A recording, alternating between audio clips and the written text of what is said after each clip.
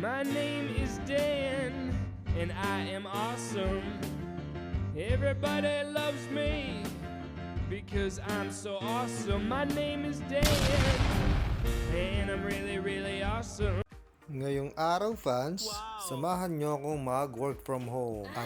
Workout from home. Ako ay mag-exercise dito sa bahay para tumibay ang aking tuhod. Lalo na yung side na may bakal na lagi na lang masakit. Pero kaya nga tayo mag-exercise. Baka sakaling mawala na ang sakit pag pinasakit pa natin lalo. Simulan natin dito sa pagbabike.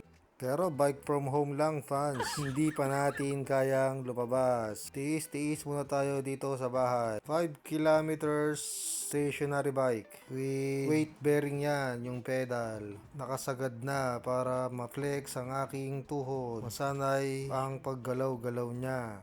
At para maiwasan din ang pagtigas ng mga muscle tendon sa likod ng tuhod.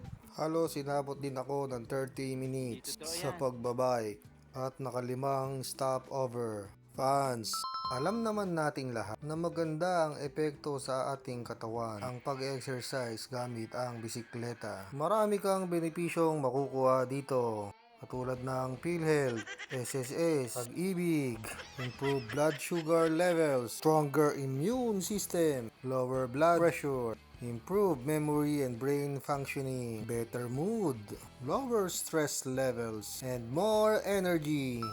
O, diba? Kaya din niyang patibayin ang iyong puso, baga, at mga muscle.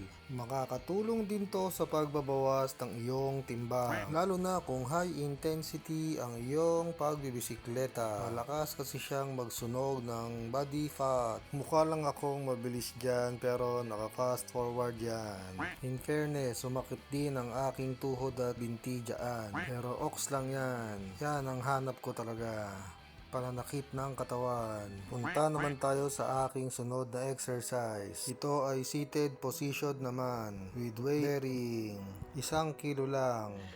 Sana all. Para masanay din siya sa mga bigat. Pampatibay ng tuhod. Alanganin kasi ako pag naglalakad na. Feeling ko kada hakbang sa kaliwa ko ay ibabaksak ako. Pero tinesting namin ni Doc nung nakaraan yan. Tumayo ako mag-isa gamit lang ang kaliwang paa na yan.